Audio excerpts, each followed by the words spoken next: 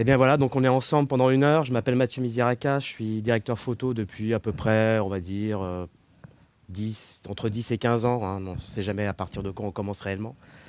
J'ai proposé un atelier sur l'éclairage en fiction, puisque je suis plus spécialisé dans le domaine de la fiction, et principalement axé en particulier sur la LED. Je vous rappelle que pour ceux qui s'intéressent, il y a à 15 heures en salle Théma 3 une bonne table ronde sur le thème de la LED en fiction, puisqu'on sait que, enfin on sait sans le dire que ça pose parfois quelques problèmes. Donc voilà, donc je peux vous dire que vous pouvez aussi nous retrouver à 15 heures où il y aura plein d'intervenants, notamment TSF, etc. Et là, je vous fais juste en 1 heure, je vais essayer de concrétiser en fait ce qu'on me pose comme question à chaque fois, c'est comment on fait de la lumière en fiction. C'est le truc, on me dit toujours, est-ce qu'il y a une méthodologie, est-ce qu'il y a un livre? C'est la même question que je me suis posée quand j'étais étudiant. Est-ce qu'il y a une méthode, une méthodologie pour pouvoir faire de la lumière en fiction? Facile, simple à comprendre. Et je vais essayer. Allez-y, entrez. Hein. Allez-y. Bon, il reste un peu de place entre les deux rangées.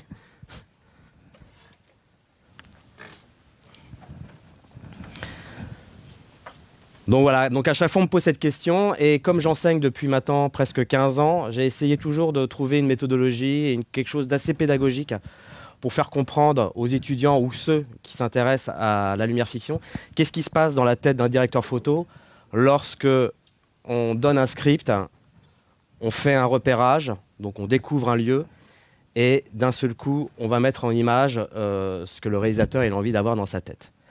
Voilà, donc c'est ce que je vais essayer de vous expliquer pendant cette heure. Je ne suis pas venu tout seul, je suis venu avec quelques petits éléments de projecteur et quelques accessoires afin de mieux illustrer ce que je vais vous expliquer.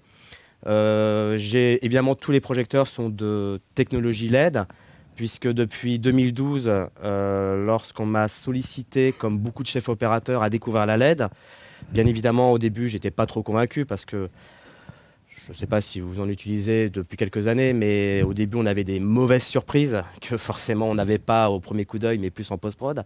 Et depuis 2012, et aujourd'hui on arrive en 2019-2020, on a fait un bond énorme en termes de technologie, puisque je ne sais pas si vous avez remarqué, mais c'est un peu le thème, c'est un peu ce qui se passe un peu en termes de lumière, c'est un peu la révolution au niveau lumière. On a eu la révolution côté caméra dans les années 2004-2005 avec l'arrivée de la HD et essayer de mettre la HD dans le domaine de la fiction, où on a essuyé beaucoup de plâtre. Et aujourd'hui arrive, après des années et des années et des années de stabilité, on arrive à un tournant technologique qui est la LED.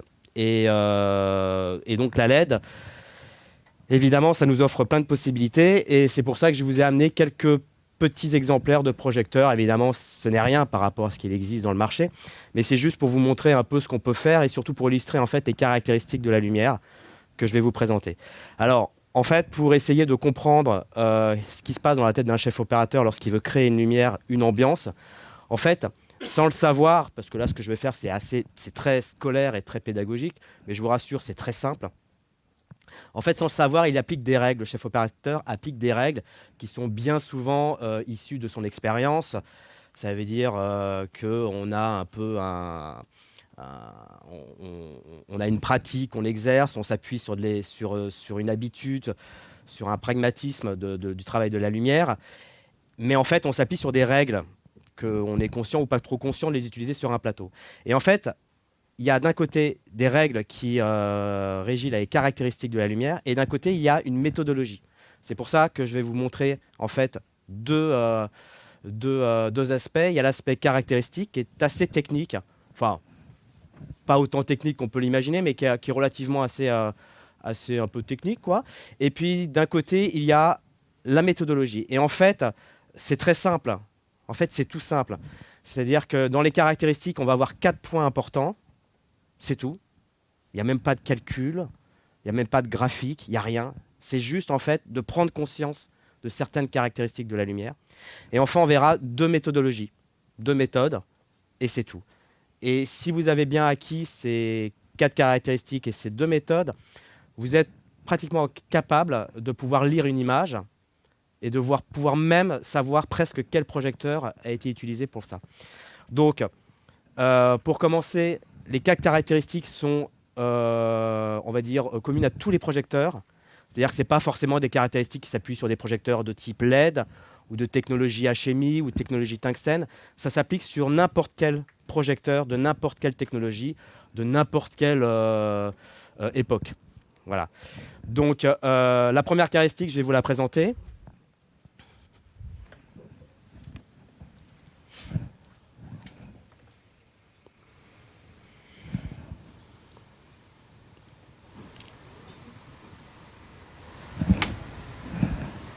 Si ça veut bien marcher.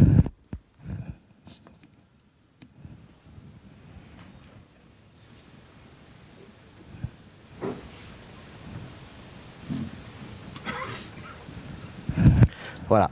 La première caractéristique, excusez-moi, la première caractéristique, c'est la température de couleur.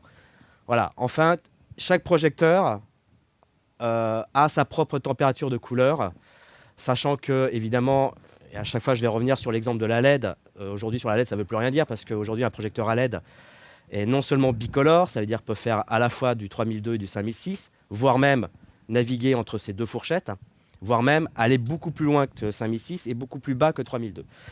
Donc, mais ce qu'il faut savoir, c'est qu'à la base, des projecteurs comme un Fresnel tungstène avaient une base colorimétrique de 3002 théorique, ou si on prenait une mandarine, que tout le monde connaît, a une base de 3002. Et si on prend des HMI, on a une base de théorique de 5600 Kelvin. Voilà. Il y a des projecteurs qui ont donc ce qu'on appelle des projecteurs monochromes, qui ont une seule caractéristique de température de couleur. Et quand la LED est arrivée, on a commencé par des sources monochromes aussi, donc 3002, 5006. Après, on s'est dit, tiens, ça serait sympa tant qu'à faire de pouvoir faire du 3002 à 5006. Et puis après, on s'est dit, mais est-ce qu'on peut aller un peu plus loin que ces deux colorimétrie qu'on connaît? Bah oui, on peut essayer de descendre jusqu'à 2002 et puis monter jusqu'à presque 10 000 Kelvin. Et après, depuis quelques années, on est arrivé à un autre stade de technologie au niveau de la LED, c'est qu'on s'est dit, non seulement on va faire de la température de couleur, mais en plus, on va faire du RVB. Et à partir du moment où le RVB est arrivé sur certains projecteurs, et maintenant pratiquement sur les 3/4 des projecteurs à LED qui sortent aujourd'hui, eh bien, ça nous permet non seulement de faire de la lumière, de remplacer la technologie de lumière tungstène, chimie, etc., mais en plus de pouvoir remplacer toutes les gélatines qu'on connaît, qu'on mettait et qu'on avait l'habitude de mettre devant les projecteurs. Donc ça, on pouvait le faire quand on était en bicolore, sachant qu'on pouvait remplacer CTO et CTB. Et là, maintenant, c'est tout l'échantillon qu'on peut remplacer, à savoir faire des effets, des effets de couleur, des effets qui sont même maintenant dans les projecteurs LED préenregistrés en fonction du numéro que vous avez sur votre échantillonneur, les filters ou Rosco, quoi. Donc voilà, donc aujourd'hui cette caractéristique est très globale et très généralisée sur les projecteurs à LED. Bien évidemment sur le traditionnel, on reste sur des projecteurs assez monochromes, voire même ça a été quand même une petite révolution quand on a utilisé du Kinoflow et qu'on utilisait des tubes 3002, 5006. C'était quand même à l'époque, il y a presque 15 ans, c'était quand même assez intéressant de passer 3002, 5006. Voilà, merci. 3002, 5006, juste en changeant les tubes sans changer le projecteur.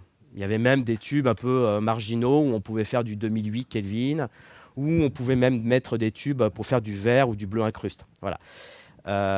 Après, il y a les HMI qu'on connaît tous qui sont catalogués dans une gamme de lumière de jour. Et puis avec la LED, on a tout remplacé. Et on peut faire n'importe quelle colorimétrie aujourd'hui. On peut même scanner une couleur et la reproduire. Bon, voilà. En 20 ans, même en 15 ans, en 10 ans, l'évolution au niveau de cette caractéristique a énormément évolué.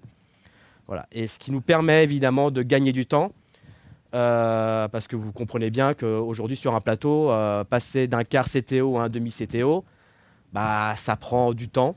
Alors qu'aujourd'hui, il y a juste un petit bouton, ou même pratiquement sur un smartphone, de pouvoir modifier cette colorimétrie. Donc vous l'avez compris, pourquoi je suis assez pro LED, c'est parce que ça me fait gagner du temps sur un plateau. C'est déjà une des premières envies que j'ai envie d'avoir sur un plateau. Donc ça, c'est la première caractéristique. Donc vous voyez, si je prends un projecteur comme celui-ci, par exemple, voilà, bah, ici, vous voyez que vous avez donc une colorimétrie qui peut être variable, hein. Voilà, donc celui-là, il est juste bicolore. Il passe de 3002 à 5006. Voilà, c'est un peu le minimum syndical aujourd'hui sur un projecteur à LED. Voilà. Ensuite, il y a une caractéristique qui est assez importante, qui paraît moins évidente. C'est la surface d'émission de la lumière. Et ça, c'est très important. Ça veut dire qu'on va pouvoir définir sur n'importe quel projecteur, sur n'importe quelle technologie, une caractéristique qui est importante, qui est la surface en fait, d'émission de la lumière, c'est-à-dire à savoir des sources larges ou des sources ponctuelles. Souvent, on les qualifie comme ça. Des sources ponctuelles, on en connaît, comme par exemple un Fresnel. Voilà, ça, c'est un Fresnel, hein, qui ressemble d'ailleurs à un Fresnel de type tungstène, mais en fait qui est en mode qui est en LED. Et voilà. Et donc ici, on a un système donc avec un cob à l'intérieur, qui en fait un cob, c'est un émetteur de lumière qui est qui est le plus compact possible. Une lentille de Fresnel qu'on connaît tous, qui est tous équipés sur les projecteurs Fresnel. Et tout ça, ça permet de produire une lumière de type ponctuel. Donc une lumière de type ponctuel, c'est-à-dire c'est une lumière qui, quand on passe sa main devant, qui produit une ombre nette. Voilà. Donc souvent, elle est un peu qualifiée comme une lumière un peu crue, un peu dure, qui crée énormément de brillance. Généralement, c'est une lumière qui est plutôt puissante, c'est normal, hein, on concentre un rayon. Donc voilà, ça c'est l'utilisation d'une source ponctuelle. Maintenant, qui dit source ponctuelle dit forcément des sources larges. Il existe des sources larges, on en connaît, on en voit, hein, il y en a plein au rez-de-chaussée du Satis. Ce sont des projecteurs qui ont une surface qui est assez plus ou moins importante, hein, donc ça va de quelques centimètres carrés à plusieurs mètres carrés. Et en fait, plus on élargit cette surface d'émission de lumière, plus on arrive à avoir des ombres douces, voire carrément inexistantes par rapport à la surface. Donc ça, c'est une chose qu'en LED, on sait faire. De la surface en lumière, ça, on sait très bien en faire. Il suffit juste d'aligner les uns après les autres des morceaux de petites de bulbes de LED, et on en fait ça sur une surface déterminée. De la grande surface, ça, on sait faire. Par contre, de la petite surface, comme de la ponctualité, comme ce Fresnel, c'est plus compliqué à faire. Là, ça va parce que c'est un Fresnel qui est de petite puissance. Mais aujourd'hui, le seul problème de la LED aujourd'hui, c'est le problème des grosses puissances. On est bloqué pour l'instant sur les grosses puissances, et notamment sur les grosses puissances de type ponctuel. Parce que concentré, vous voyez, quand vous prenez, je vous donne un exemple, un HMI 18 kW, quand vous voyez que la puissance, je ne sais pas si vous voyez à quoi ça ressemble, mais quand vous voyez que la puissance vient simplement de quelques centimètres carrés de production et de surface de lumière, et ben en LED, c'est compliqué, quoi. On est obligé d'élargir le cob, donc cette surface d'émission de lumière, et forcément, si on élargit, on devient moins ponctuel. Donc aujourd'hui, voilà, c'est le problème des fabricants, c'est le problème aujourd'hui de vouloir travailler 100% en LED, c'est-à-dire que dans les grosses surfaces ponctuelles, pour l'instant, on est sacrément emmerdé, quoi. Donc c'est pour ça qu'on utilise pas mal de surfaces assez remplies. Vous avez par exemple un projecteur que j'adore qui s'appelle le Lightman, qui ressemble un peu à un maxi brut. C'est-à-dire vous avez plusieurs plusieurs émissions de Fresnel, comme ça va de 4, 9, 12, qui est éparpillé comme ça sur un berceau, et qui permet d'envoyer plusieurs centaines de watts de lumière par Fresnel, et on arrive à un projecteur qui fait 1600 watts. Et 1600 watts, ou 1400 je crois, 1400 watts en LED, c'est excessivement puissant, quoi. Je sais pas, voilà, le petit là qui est ici par exemple, ça c'est, si je vous le mets à fond, voilà, que j'enlève ça, voilà, ça c'est 90 watts, quoi. Donc c'est assez, voilà, 90 watts, c'est assez important très vite en LED. Donc voilà, et c'est aussi un des deuxièmes avantages aussi sur le plateau, c'est la faible consommation. Voilà. Bon, en même temps que je vous explique un peu la lumière, je vous explique pourquoi je me tourne depuis 4-5 ans sur les technologies LED. C'est aussi parce qu'on a un avantage de consommation qui est presque divisé par 5, divisé par 10, quoi. Ça apporte énormément d'avantages, je vous assure, et surtout, ça fait un gain de temps. Donc voilà, donc la surface, vous avez des sources ponctuelles et des sources larges. Après, évidemment, il y a des accessoires qui permet de transformer une source ponctuelle en une source large. Alors, dans l'inverse, c'est plus compliqué parce qu'évidemment, on ne peut pas réduire une surface, mais on peut augmenter une surface par un accessoire. Donc, c'est pour ça que je vous ai pris ici, bah, tout le monde connaît, hein, tout le monde sait, voilà, un cadre de diff, voilà, qui est monté, là, c'est un taille 60 par 60.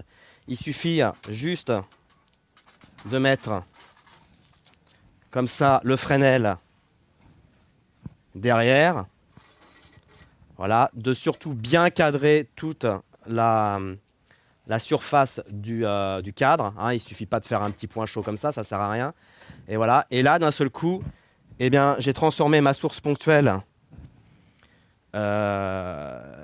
qui représente en fait une surface de quelques centimètres carrés en une surface beaucoup plus importante de 60 par 60. Mais j'aurais pu très bien prendre un cadre 120, ce qui était un peu plus compliqué à amener en scooter, mais j'aurais pu prendre un 120, voire un 2 par 2, voire un 4 par 4, mais vous comprenez que plus vous élargissez la surface, plus derrière il faut mettre des watts.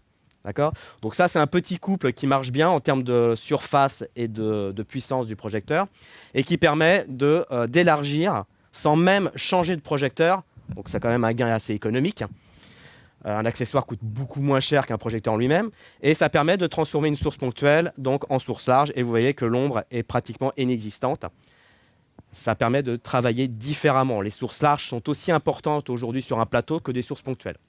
Et en fonction de comment on veut dessiner la lumière, un peu comme on choisirait la taille d'un pinceau pour faire une peinture, eh ben on va choisir des sources ponctuelles et des sources larges. Voilà. Donc ça, c'est la deuxième caractéristique de la lumière qui est important de savoir, sachant qu'évidemment, plus la surface est importante, plus derrière il faut bastonner, quoi. C'est normal. Une source ponctuelle, c'est plus... on arrive très vite à quelque chose de puissant. Une source large, il faut quand même envoyer des watts derrière. Bien évidemment, ce que je vous montre peut être évidemment établi de la même sorte en tungstène ou en HMI. Hein.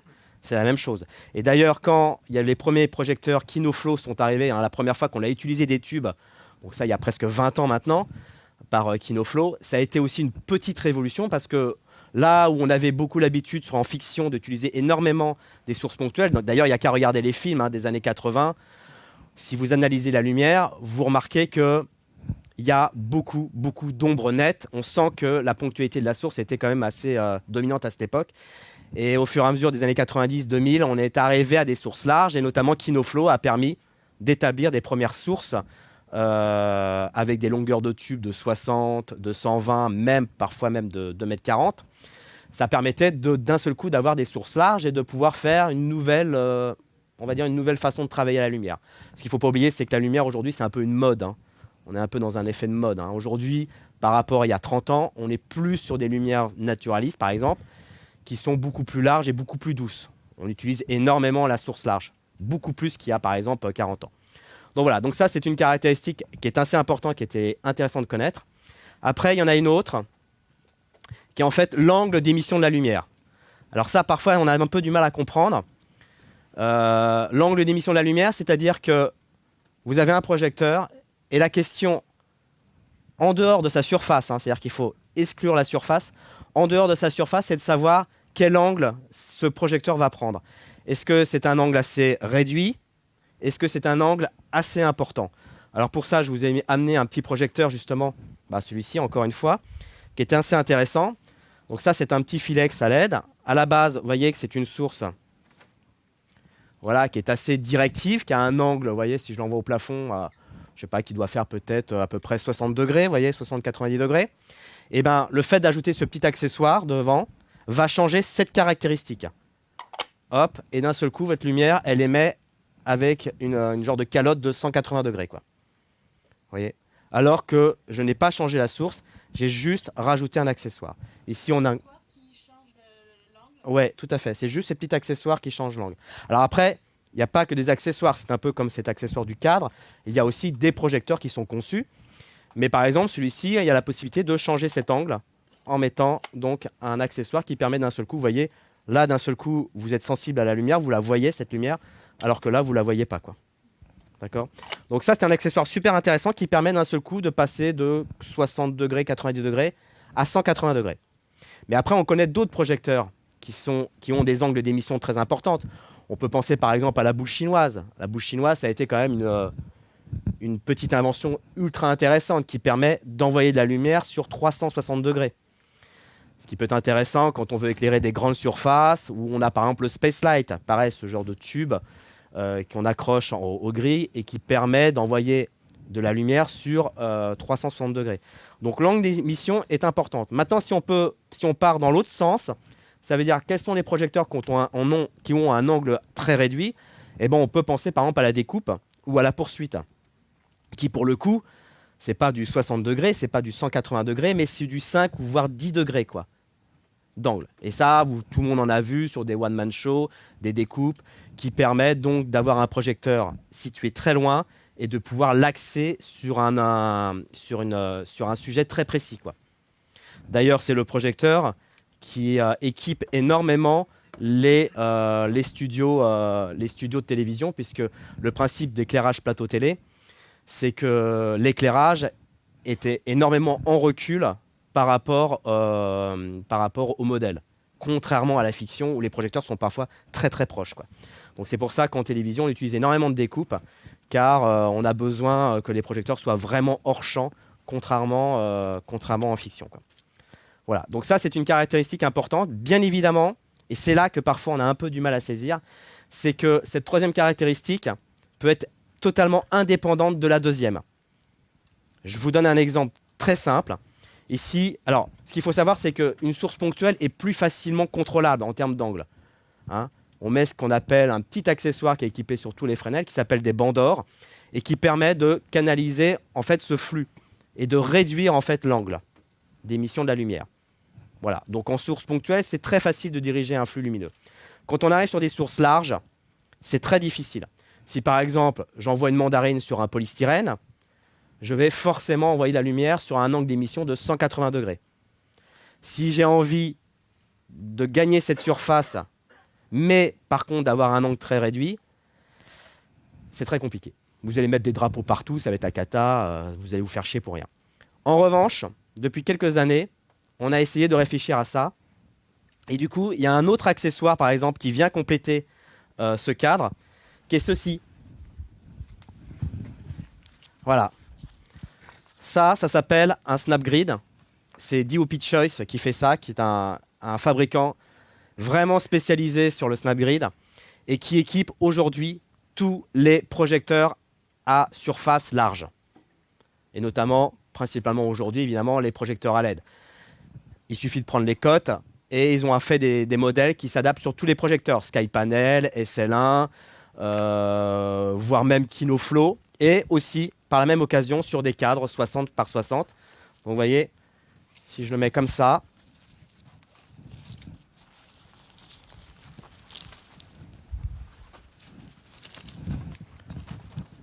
voilà, j'ai rajouté un accessoire. Je garde la première caractéristique, elle ne change pas. La deuxième caractéristique ne change pas. J'ai toujours la même surface de lumière. Ça ne change en rien la surface, hein. Ça ne masque pas du centimètre carré. Hein, vous voyez, quand je suis face, je vois entièrement le cadre. Sauf que j'ai changé la troisième caractéristique d'angle d'émission de lumière. Si j'enlève le Snapgrid, mon Fresnel qui tape derrière le cadre va envoyer sur 180 degrés. Ici, je pars sur un angle très restreint. Ça tape dans le cadre, ça envoie sur 180 degrés. Je rajoute ce petit accessoire et d'un seul coup, je change l'angle d'émission qui est plus restreint. Alors ça, je ne pourrais pas vous dire. Je ne sais pas, ça doit être c'est du 40 degrés. Voilà. D'un seul coup, ça fait 40 degrés d'émission de lumière. Et ça, vous voyez, ça, c'est nouveau, ça. Enfin, c'est nouveau. Ça a quelques années, bien évidemment. Mais en termes au niveau de l'évolution de la lumière, c'est nouveau. Parce que jusqu'à présent, c'était très compliqué de changer cette troisième caractéristique quand on avait des sources larges. Et ça, c'est énormément utilisé sur des plateaux parce qu'on a envie parfois d'éclairer quelqu'un avec une source large pour que ce soit plus doux.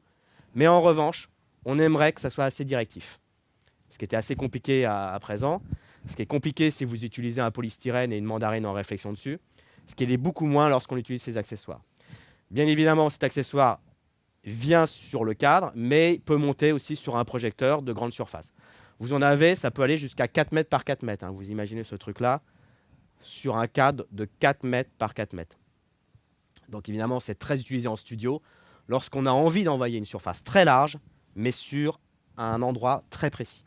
Et ça devient intéressant parce que d'un seul coup, là où on n'aimait pas trop utiliser les sources larges parce que ça avait un inconvénient, c'est que ça débordait partout.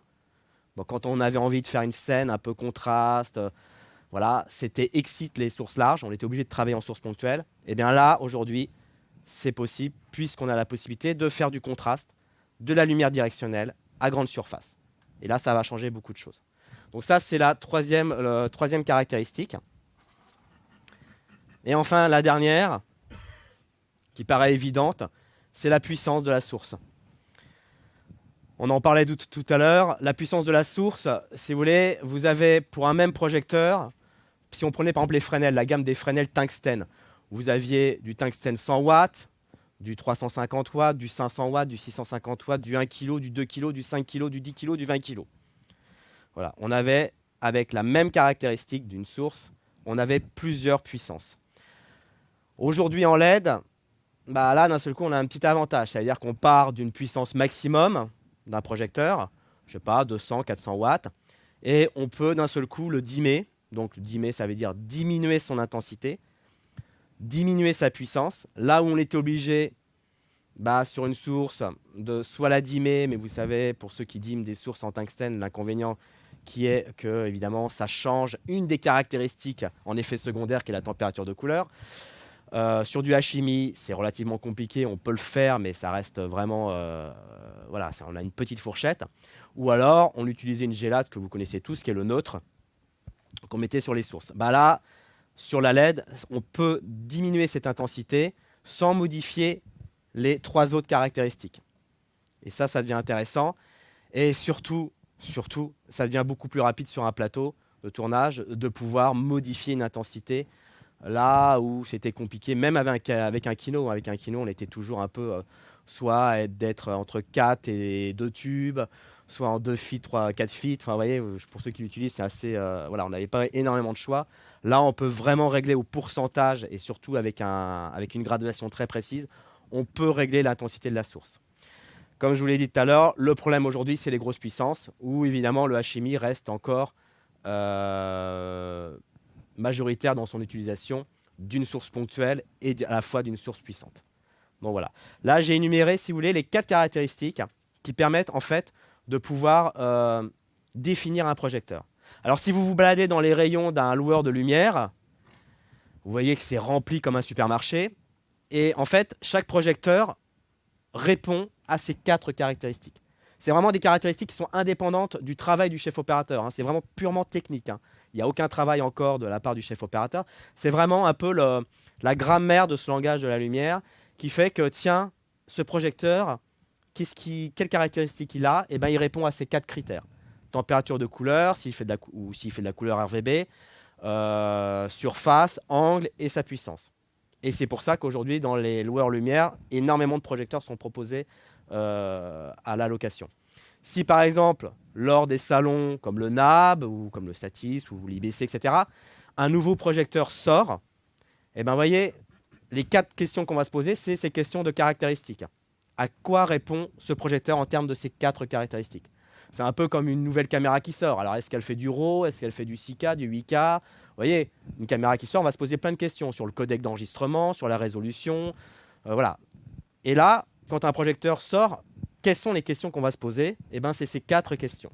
Voilà. Ces 4 critères qui définissent un projecteur. Voilà. Ça, c'était pour l'utilisation des caractéristiques. Maintenant, une fois qu'on a ces projecteurs, une fois que le chef opérateur a établi une liste, qui est bien évidemment à la suite d'un repérage, hein, je vous rappelle qu'on est obligé de faire un repérage technique. Un chef opérateur fait ce qu'on appelle un repérage technique qui n'a rien à voir avec un repérage un peu artistique, hein, qui permet d'abord de choisir un lieu. Le réalisateur et la production choisissent un lieu. Et après, une fois que le lieu est déterminé, le chef opérateur, aidé dont son chef électricien et chef machinot, intervient dans le sens de la prise de connaissance du lieu.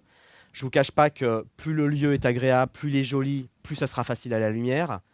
Hein, entre une pièce à 4 murs blancs et une belle baraque, bien avec de la pierre, de la matière au mur, de la texture. Et déjà, alors on n'a mis aucun projecteur, déjà on sent une ambiance. Bah, ça permet de donner des idées, quoi. Alors que quand vous arrivez dans une pièce avec 4 murs blancs, vous vous dites qu'il va y avoir un peu de boulot, quoi. Il va falloir réfléchir à quelque chose d'assez original. Donc forcément, la première chose qui nous intéresse, c'est le lieu. Perso, moi je préfère avoir un super lieu et moins de lumière que l'inverse, quoi. Hein, c'est beaucoup plus facile. Il y en a même, tu pourrais même prendre une mandarine, tu la fous au plafond, ça serait déjà merveilleux, quoi. Mais déjà, c'est très intéressant pour le chef opérateur d'avoir un lieu qui permet de saisir la lumière, d'avoir de la texture, de la matière dans les arrière-plans, dans les flous, etc. Donc ça, c'est le repérage. Une fois que le repérage est établi, il va falloir établir une liste lumière. Donc c'est le chef opérateur, aider son chef électro, qui va établir donc une liste lumière. Je ne vous cache pas que faire une liste lumière, hein, c'est un peu comme faire ses courses au supermarché, hein, c'est-à-dire qu'il y a un budget. Hein. On ne peut pas prendre tout et n'importe quoi. Je ne vous cache pas que quand on fait de la LED, bah, le projecteur il est plus cher, ça c'est sûr. Si on prend le petit Fresnel qui est derrière, vous louez un petit Fresnel tungstène comme ça va vous coûter à la louche 5-8 euros pièce. Vous le prenez en tungstène, ça va vous coûter 40 euros pièce, quoi. Donc évidemment, le coût n'est pas le même. Pour moi qui ai choisi de faire vœu de chasteté et de travailler uniquement en LED, c'est vrai que ça permet d'un seul coup de faire des choix, quoi. Et pas pouvoir se baquer, parce que souvent on dit tiens, j'ai besoin de 5 Fresnel. Ouais, mais je vais en prendre 10, on ne sait jamais. Voilà. Ça, c'est le genre de truc que je peux plus trop me dire, hein, parce qu'au prix du Fresnel, évidemment. Mais n'empêche que ça fait 4-5 ans que je travaille que de la LED et je suis toujours rentré dans les budgets. Voilà. Sauf que mon camion, il est moins rempli. Mais c'est pas grave. On trouve d'autres méthodes, une autre façon de travailler. Ça prend du temps, mais ça passe. Et donc, évidemment, par rapport à un budget, on va établir des sources. Et c'est là qu'on va prendre un peu comme on va apprendre comme comme du vocabulaire dans une langue. C'est-à-dire qu'on va essayer de prendre le maximum de diversité en termes de sources. Donc, à la fois des sources pas puissantes, peu puissantes, des sources larges, des sources ponctuelles, des sources de 3002, 5006, bicolores. Bref, on va répartir une liste de lumière en fonction de ce qu'on a envie de faire et en fonction de la déco, qui répond en fait à ces caractéristiques-là. Et en gros, je dois pouvoir faire de quoi avoir un verbe, un sujet et un complément, quoi, pour faire une phrase, pour éclairer, quoi. Donc j'ai besoin de plusieurs projecteurs avec plusieurs caractéristiques. Voilà. Donc ça permet aussi de faire des choix, parce qu'évidemment, plus vous montez dans les grosses puissances, bah, plus le prix n'est pas le même. Hein. Donc voilà, donc on a tendance à avoir peu de projecteurs à grosse puissance et beaucoup de petits projecteurs. Voilà. Aussi, comme on travaille en fiction par rapport à des décors, hein, vous savez, dans une fiction, il y a parfois des décors qui sont récurrents. Donc on va travailler, je ne sais pas, par exemple, une semaine dans un même décor, une deuxième semaine dans un autre décor. Dans ce cas-là, parfois, aussi pour des besoins économiques, on va adapter les listes lumière. C'est-à-dire qu'on ne va pas prendre une liste lumière qui soit commune sur les 4 ou les 7 semaines de tournage. On va prendre une base, qui est généralement la base la moins chère, qui est généralement des petites sources, qui sont très utilisables. Et on va prendre des projecteurs plus spécifiques, par exemple dans les lieux où je vais tourner. Si par exemple je tourne dans cette pièce, admettons qu'il n'y ait pas de fenêtre, bah, je me dis que je n'ai pas besoin de grosse puissance. Donc je vais pouvoir les supprimer de mon catalogue pendant une semaine, ce qui me permet de faire des économies, ce qui me permet de prendre d'autres sources, etc., etc.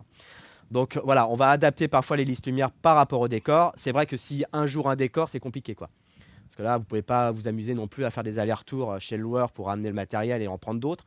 Mais quand parfois c'est assez concentré dans des lieux, ce qui arrive souvent en fiction quand il y a un décor assez récurrent, on fait des bascules de matériel, de changement de lumière qui permettent donc d'avoir des projecteurs plus adaptés et moins longtemps. Et évidemment, forcément, qui permet de réduire le budget, quoi. Donc ça, c'est une chose. Et ensuite, bien évidemment, quand on arrive sur le tournage, la première question qu'on va se demander, et c'est là où j'en arrive à la méthodologie du chef opérateur, c'est, généralement c'est vu un peu en amont avec le réalisateur, mais parfois ça change d'avis évidemment en cours, c'est de savoir quel axe on va utiliser. L'axe principal, et surtout ce qu'on demande à chaque fois, hein, je pense que s'il y a des chefs opérateurs dans la salle, je pense que la première chose que vous demandez, c'est d'abord, s'il vous plaît, pour nous, c'est de commencer par le plan large. Le plan large est toujours très important pour le chef opérateur parce que, admettons que je tourne dans un lieu qui est vaste, un lieu assez important, et que je commence par insérer, j'ai du mal à m'imaginer parce que je ne l'ai pas encore fait, même si je peux avoir une idée, parce que j'ai fait la liste lumière en fonction et en conséquence, j'ai du mal à m'imaginer à quoi va ressembler le plan large, quoi.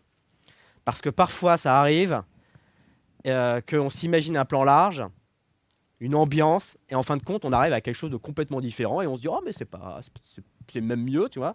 Donc parfois, c'est un peu, c'est toujours plus intéressant pour un chef opérateur de commencer par un plan large. Parfois, ce l'est moins pour un réalisateur, parce qu'il y a l'argument du comédien qui est toujours meilleur sur les premières prises, donc on préfère le saisir sur des plans serrés tout de suite.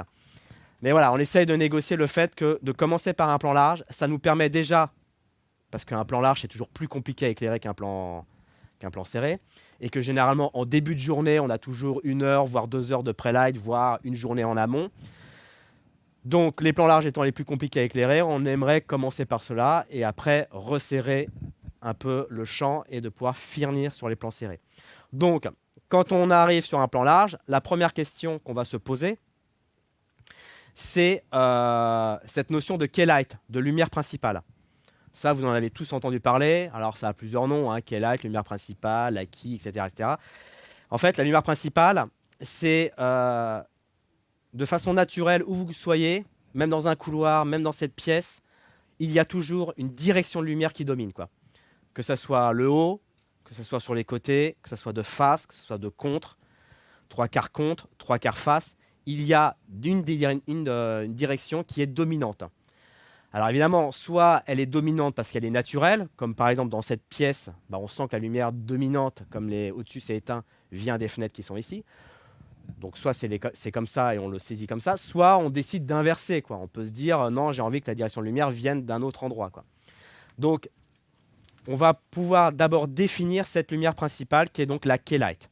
Forcément, si je vous parle d'une lumière principale, il y a forcément une lumière secondaire ou plus particulièrement appelée une lumière de remplissage. Cette direction de lumière qui est parfois très large, voire excessivement large, est en fait un effet secondaire de la key light. Parce qu'évidemment, quand la lumière arrive d'une direction, vous ne vivez pas dans une pièce entièrement noire et mate. Il y a forcément des murs blancs, des surfaces grises, des parquets, un plafond. Et cette lumière principale va rebondir. Elle va rebondir et elle va créer ce qu'on appelle une lumière de remplissage, ou appelée fill light. Donc cette fill light, elle n'existe seulement et seulement si parce qu'il y a une key light. D'accord ? On ne peut pas faire une lumière de remplissage sans avoir une key light. Ce n'est pas possible. Ou alors la lumière de remplissage est tout simplement la key light. Donc la lumière de remplissage, par définition, est une lumière d'une intensité plus réduite que la key light, parce qu'évidemment sinon c'est l'inverse, et surtout plus large, puisque vous comprenez que quand la lumière, même si c'est une source très directive, si c'est un projecteur ou un soleil qui rentre dans une pièce, ce soleil va rebondir sur des surfaces très larges, de plusieurs mètres carrés, et va donc produire ce qu'on appelle une lumière de remplissage. Donc c'est forcément une lumière qui est très large. Je dis ça parce que quand on doit en studio synthétiser une ambiance, on ne tourne pas dans un décor naturel mais en studio où on doit reproduire de A à Z l'ambiance, et bien c'est là que vous voyez souvent dans les making-of ou dans les photos de making-of ce genre de vélum qui sont au-dessus, ces grandes toiles avec des projecteurs au-dessus par des space lights ou autres qui viennent taper et produire en fait une lumière très large, donc très diffuse, qui est en fait la reproduction d'une fill light artificielle, quoi, qui est synthétisée en studio. Et puis après, par exemple, derrière une fenêtre, on va mettre un projecteur de type ponctuel pour reproduire une entrée de soleil, une entrée de jour, etc. etc. Mais voilà, souvent, quand on n'est pas en studio, on est obligé de synthétiser cette lumière de remplissage. Mais parfois, quand on est dans un décor naturel, comme une pièce, comme ici, on peut contrôler ce remplissage. Et en fait, contrôler le remplissage, ça veut dire quoi ? Ça veut dire soit on l'accentue.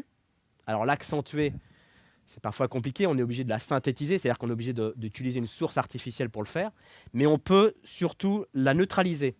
Et c'est pour ça que parfois dans des décors, il y a des pendrillons de borgnoles qui sont plantés sur des zones hors champ, bien évidemment, qui permet en fait d'absorber la lumière et de réduire ce remplissage.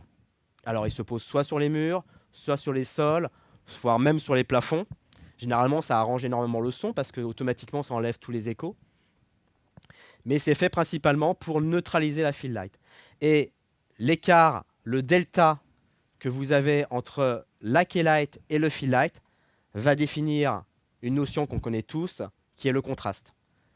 Plus la fill light est importante, plus le contraste est diminué, plus le fill light est réduite, voire neutralisée. Alors, elle n'est jamais neutralisée à 100%, hein, mais bien réduite, plus le contraste va être élevé.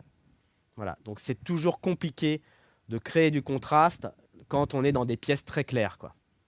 Donc, c'est pour ça que sur des plans larges, s'il y a un mur qui est un peu hors champ, on va pouvoir le neutraliser en mettant donc du borgnole et donc de travailler ce qu'on appelle sur une file négative, c'est-à-dire quelque chose qui absorbe la fill light et qui permet d'accentuer la key light et de créer du contraste. Donc c'est comme ça qu'on va générer plus ou moins du contraste. Il y a deux manières au niveau visuel pour un chef opérateur de générer du contraste, c'est la maîtrise de la fill light par rapport à la key light et surtout la direction de lumière. La direction de lumière est une chose qu'on connaît à peu près tous, mais qu'on a du mal parfois à comprendre qu'elle peut être vraiment très importante lorsqu'on tourne. C'est la lumière principale, ok, mais elle vient de quelle direction? Est-ce qu'elle vient de face, de contre, latérale, sur les côtés? Voilà, de quel côté elle vient? Et forcément, si je prends un projecteur, un seul, et que je me mets à tourner autour d'un sujet, vous allez voir que même avec la même intensité, vous n'allez pas créer la même ambiance. Si je suis de face, je vais créer quelque chose d'assez à plat. Donc, je vais avoir une impression de full light, de quelque chose qui est très éclairé. Si je prends cette même source, à même intensité, à même distance, et que je la mets en contre cette fois-ci, et ben d'un seul coup, vous allez vous retrouver avec une ambiance beaucoup plus clair-obscur et qui se traduit par les personnes lambda qui regardent des images par une ambiance plus sombre.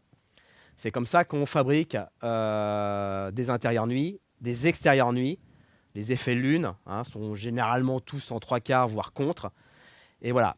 Le seul problème qui se pose, c'est que vous avez bien compris que la direction de lumière dépend d'un critère qui est très important, qui est l'axe de caméra.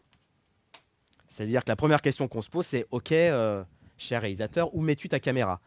Surtout pour le plan large. Parce qu'en fonction de la caméra, c'est un peu comme sur un cadran d'une montre, c'est un peu le midi, quoi. Vous voyez, ça vous permet de savoir où sont les autres heures, quoi.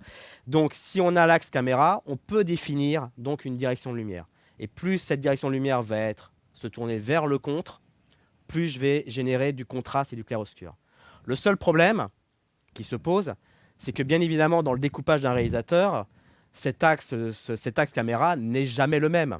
Il va certes changer les valeurs de plan, mais il va aussi changer les axes.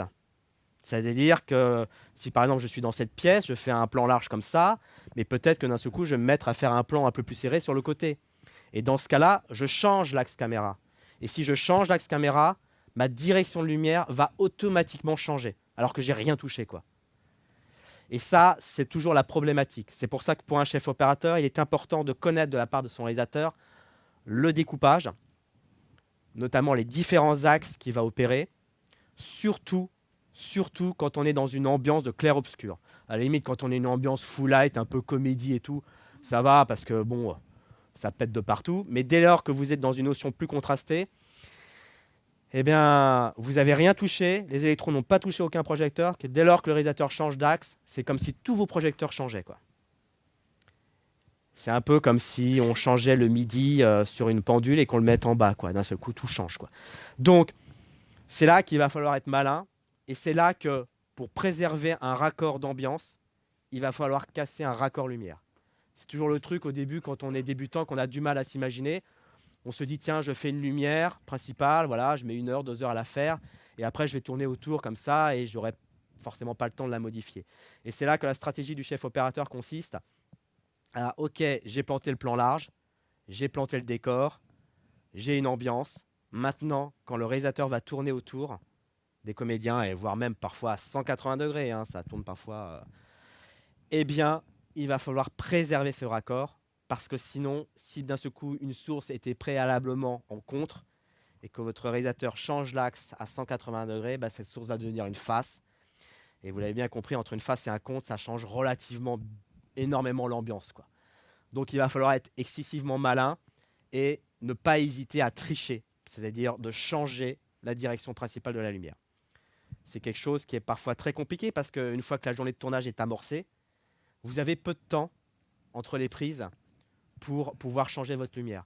Et si votre source principale, votre keylight, est une grosse source à l'extérieur, plantée sur une nacelle ou un échafaud, eh ben, vous n'allez pas la bouger comme un projecteur qui est planté sur un pied, quoi. Ça va être assez compliqué. Donc ce sont des choses qui, bien évidemment, vous l'avez compris, qu'il faut prévoir.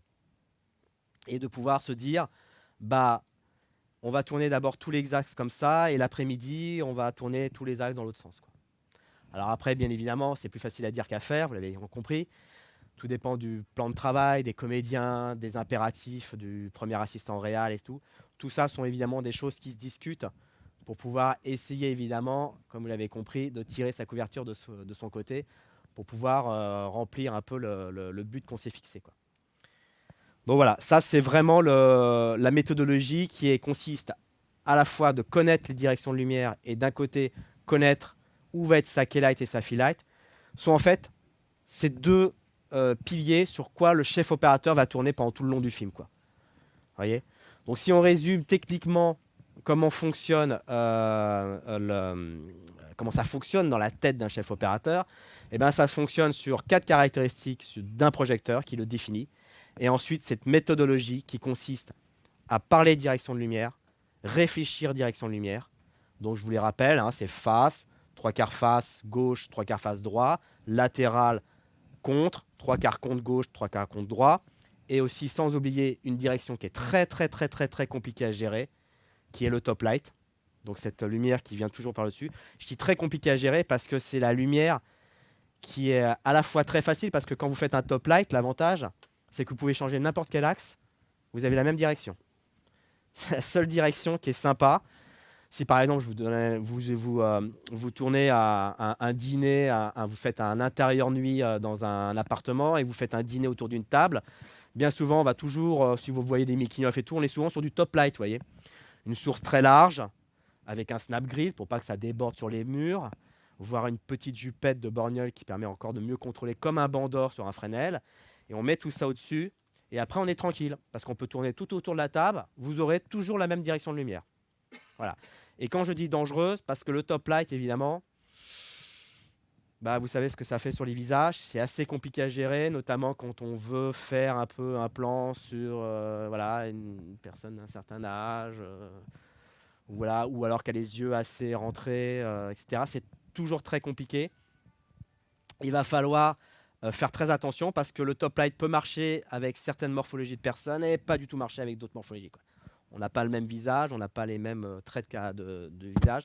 Donc ça change en fonction de la personne. Alors vous pourrez me dire aussi, hein, 3/4 face gauche, 3/4 face droit, en fonction de la forme du nez, la forme du visage. Si on a un visage rond, un visage fin, ça va changer aussi. Sur un visage fin, on va tout de suite générer du contraste, moins que sur un visage rond. Mais le problème du top light, c'est que c'est parfois très disgracieux.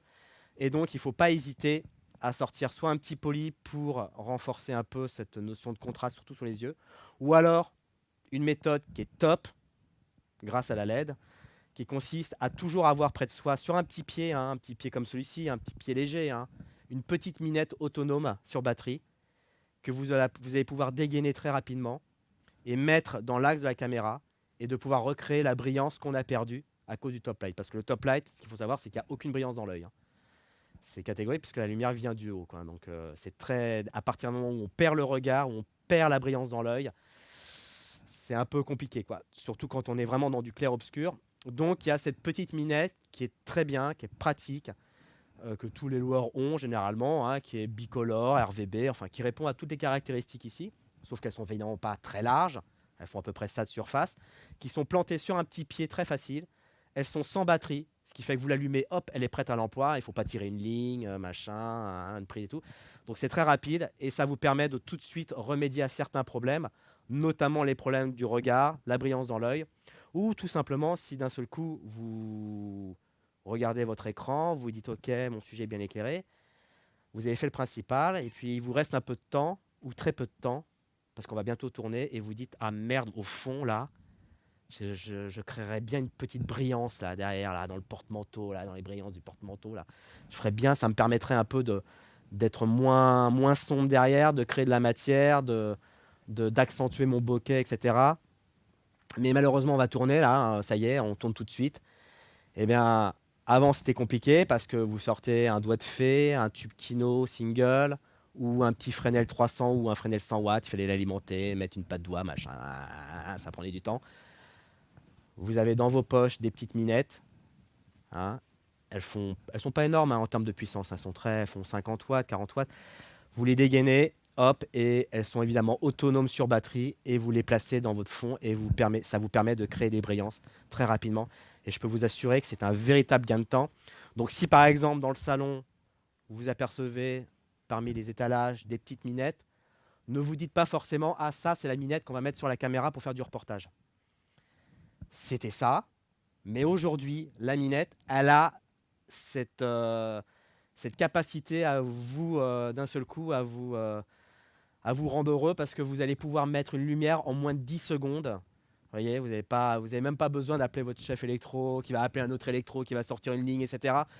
D'un seul coup, vous allez la sortir de votre poche, elles sont chargées par avance, elles ont une autonomie de 2 heures, et hop, vous allez pouvoir la basculer, la mettre sur un petit pied, un petit tripode, là, vous savez, les trucs un peu... parce qu'elles ont un petit pacodac, hop, vous pouvez les mettre, tac. Et ça va vous permettre de créer une petite brillance, voire même de créer un petit contre très rapide. Voilà, de même la gaffer sur un... Enfin voilà, il y a plein d'astuces. Et d'un seul coup, ça devient un projecteur à part entière lui-même. Et ça va vous permettre de réellement vous sauver la vie, quoi. Voilà, c'est un peu globalement, le schéma de ce qui se passe dans la tête d'un chef opérateur. Je sais qu'il y a un micro, peut-être que vous avez des questions. Je ne sais pas s'il y en a un, oui. Alors attends, je vais te passer un micro. Allô, allô.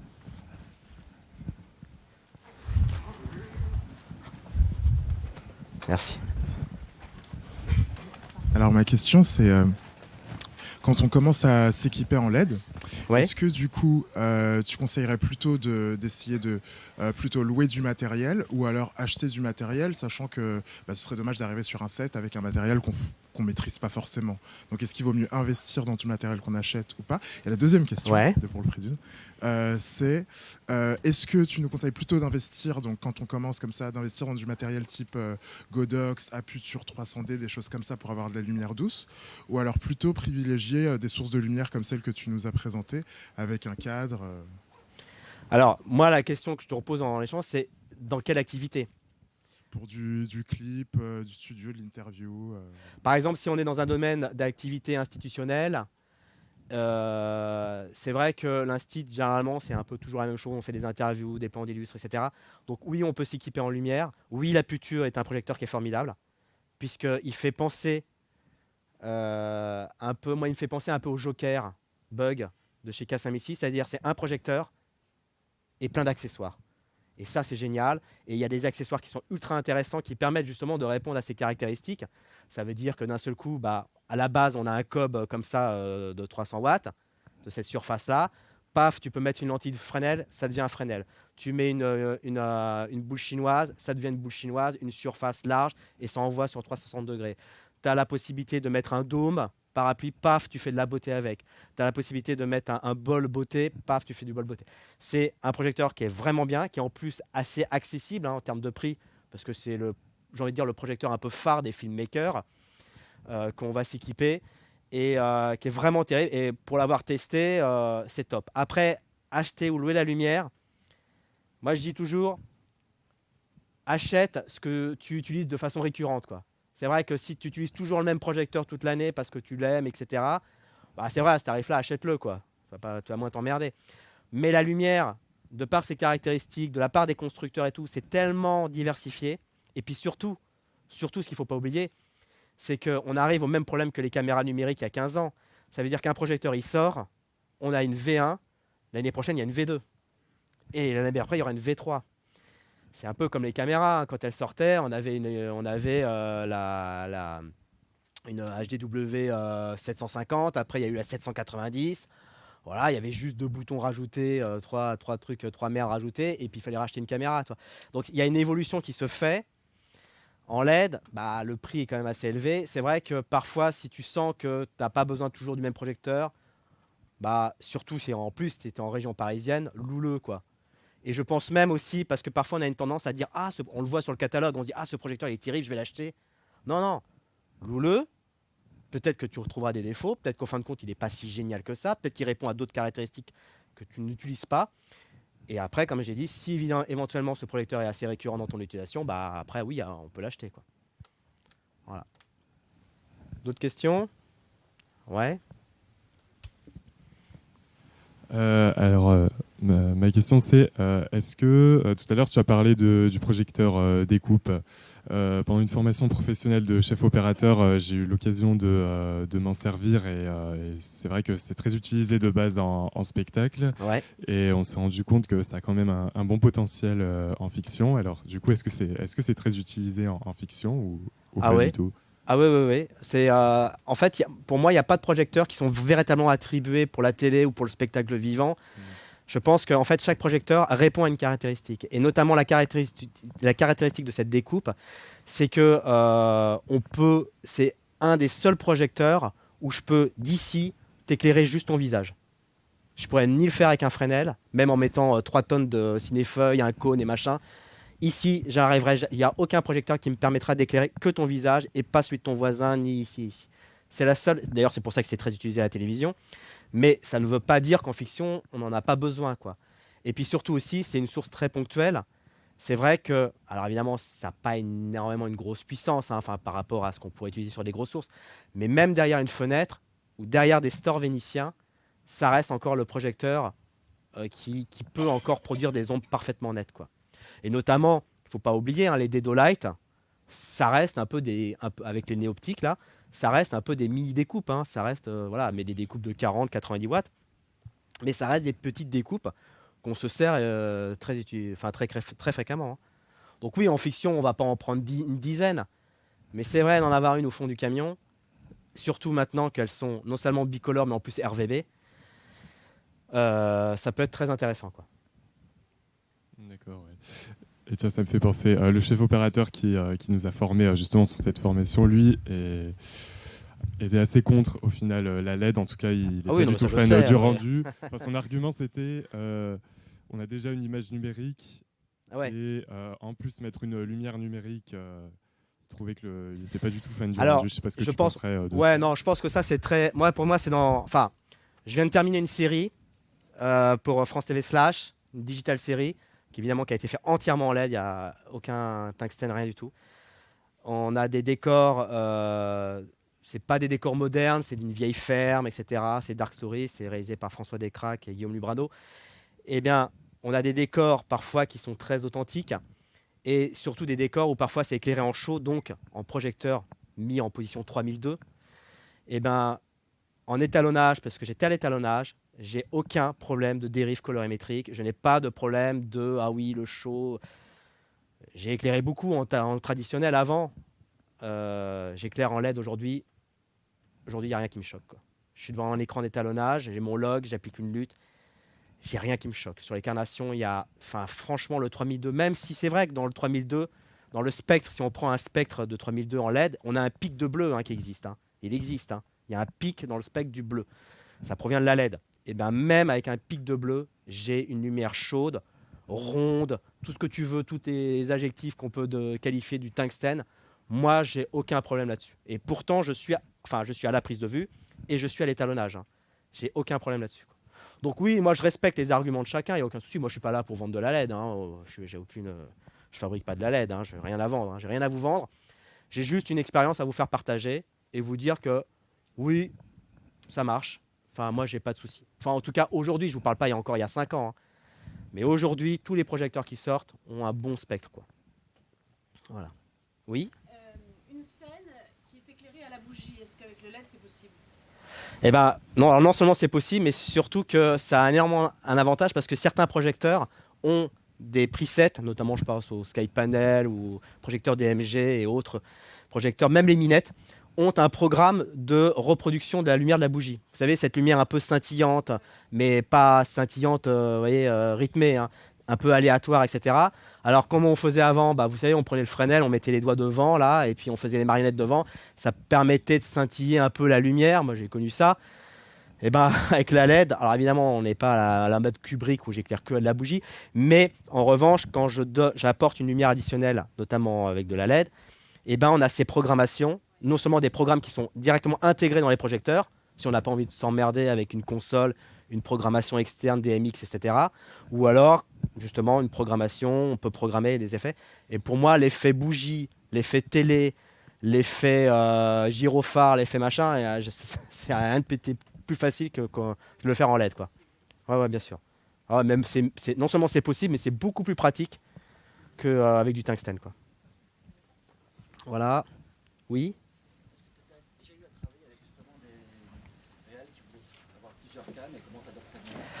Alors le problème du multicaméra, bien sûr, il y a. Alors moi jusqu'à présent j'ai de la chance, j'ai toujours travaillé avec des réalisateurs qui aimaient travailler en monocaméra, voire bicaméra quand il y avait de l'action, quand il y avait des enfants, quand il y avait des animaux, parce qu'évidemment c'est toujours des choses qui sont difficiles à ressaisir une deuxième fois. Après, quand on a un champ contre champ, c'est toujours très délicat, hein, avoir un champ et un contre-champ, parce que bien évidemment dans un premier temps la lumière, c'est compliqué de l'adapter pour les deux. Et après, c'est compliqué parce que niveau place, quoi. On est très vite dans le cadre de l'autre, quoi. Hein. Donc c'est parfois compliqué. Quand on veut à tout prix tourner à deux caméras, notamment dans un exemple de contre-champ, je préconise plutôt de travailler dans le même axe, mais à deux valeurs différentes, quoi. Et de passer de l'autre côté avec deux valeurs différentes. D'essayer au maximum de garder le même axe. C'est vrai que parfois, ça fait partie aussi des compromis de faire avec, quoi. Voilà. Oui. Attends, tu peux passer le micro parce que j'en entends. Comment, sur un plateau de fiction, surtout en LED, tu parviens à te dire que cette image va passer à la caméra, du point de vue de la caméra, tandis que sur un plateau, ça peut paraître un peu fictionnel, parce que ton retour n'est pas forcément réaliste, c'est en log ou quelque chose comme ça. Comment tu arrives à construire une lumière qui va te sembler cohérente une fois montée, une fois étalonnée. Voilà. Comment tu places tes projecteurs en gardant l'idée que ça va être cohérent? La chose, c'est que, alors on n'est pas tout le temps rivé sur un log, hein. On a toujours une image avec une lutte qui est au minimum une lutte Rec 709 ou une lutte qui a été préétablie avant. Parce que c'est vrai que c'est compliqué de créer une image sur un log, hein. C'est une image toute flat, toute grise, désaturée, on voit rien, quoi. Donc on va plutôt se servir du Rec 709 ou du Red Gamma 4, Red Dragon Color 2, etc. qui va nous permettre de donner une fourchette, une image, mais on sait de toute façon, même si ça fait grincer des dents certains, que l'image sera ultra flexible en post-prod. C'est-à-dire qu'on va pouvoir la renforcer. Le Rec 709 me donne un aperçu. Mon œil, déjà, rien que mon œil me donne déjà un aperçu. Je sais que j'aurai une dynamique de travail à condition que l'image est correctement exposée. Ça, c'est très important. C'est pas tout de vouloir tout faire en post-prod, mais pour ça, il faut avoir les éléments de pouvoir le faire, et notamment de correctement exposer l'image pour avoir le maximum d'informations, notamment dans les basses lumières et dans les hautes lumières. Et après, en post-prod, on a une flexibilité qui est quand même relativement importante, quoi. Enfin, je trouve plus qu'avant, et notamment depuis qu'on travaille avec le Gamma Log, quoi.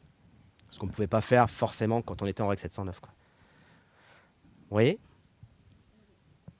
En fait, ça va un peu à l'opposé de ce que vous êtes en train de dire, mais moi je me débrouille parfois parce que j'ai encore du matériel, notamment des mandarines et des blondes, et puis voilà, d'autres tungstène, etc.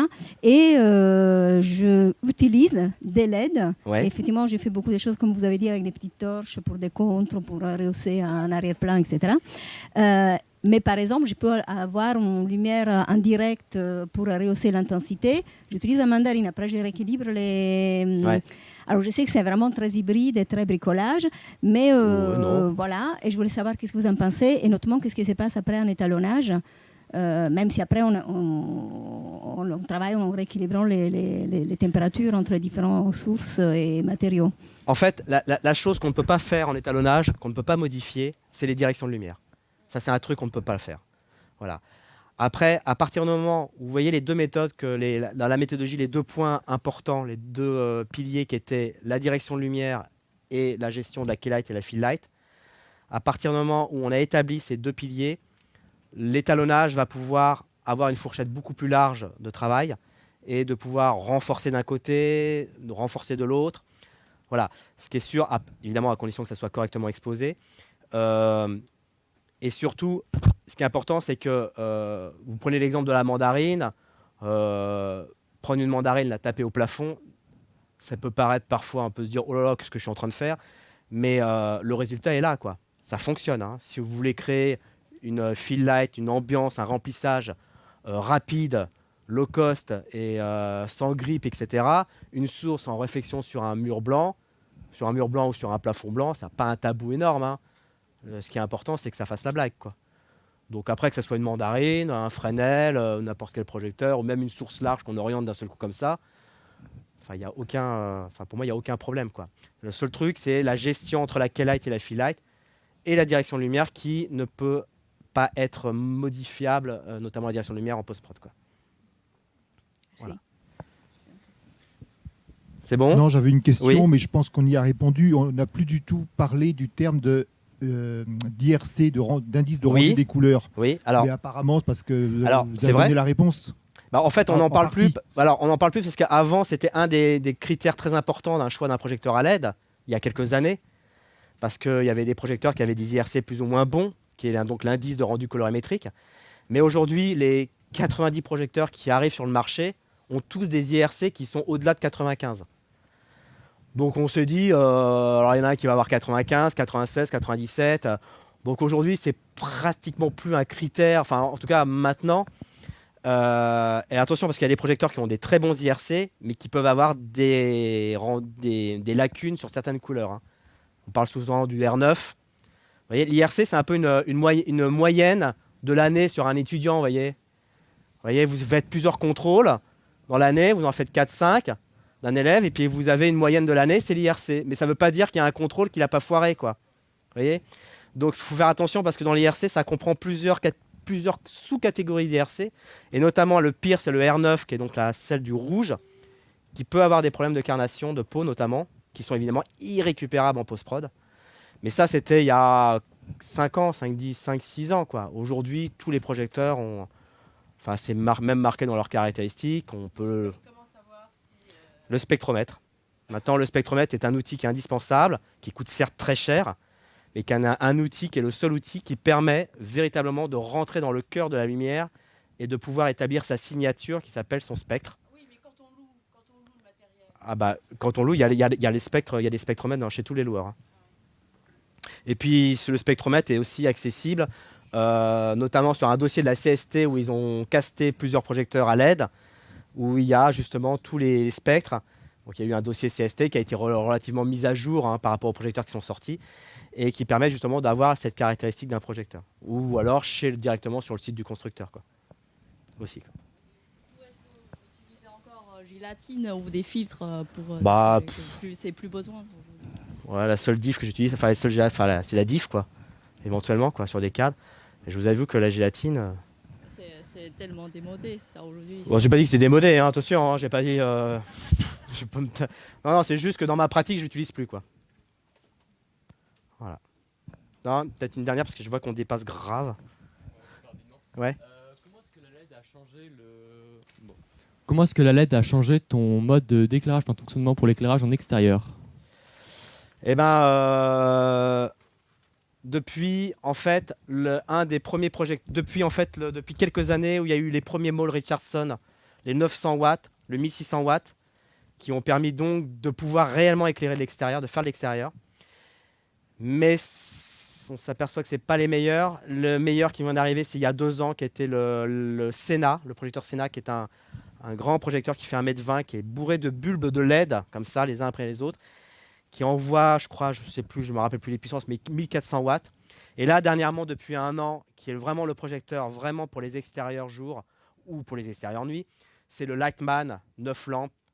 Alors pas le 4 lampes, il est encore un peu trop faible, mais le 9 lampes ou le 12 lampes, qui est réellement, je l'ai utilisé en soleil, hein, c'est-à-dire qu'il faisait soleil, et puis d'un seul coup, on éclaire des ombres. Ça envoie vraiment de la patate. Alors certes, c'est pas une source ponctuelle, hein, c'est une source large, et il y a plusieurs Fresnel, mais ce qu'il ne faut pas oublier aussi, c'est que bien souvent, il est plutôt rare, quand on a un 18 kW en extérieur jour, de l'utiliser accru comme ça en face, hein. On l'utilise toujours derrière un cadre comme celui-ci, ou derrière un grand cadre. Donc si vous voulez, à partir du moment où on a une source large, eh ben, elle est déjà nativement déjà large, quoi. Donc c'est pas très très gênant. C'est plus gênant quand on a vraiment envie de créer des ombres, quoi. Mais ouais, depuis 1 an ou 2, depuis 2-3 ans, on va dire, là où la LED ne pouvait pas le faire, on peut commencer à éclairer des extérieurs jour sans problème pour déboucher des ombres, ou par exemple avec un temps très gris, très sombre comme ça pour renforcer des faces, quoi. Ça marche très bien. Voilà. Et surtout que ça évite des groupes électrogènes, quoi. Bon, bah, je vous remercie beaucoup. Merci beaucoup. Et puis peut-être à bientôt, quoi.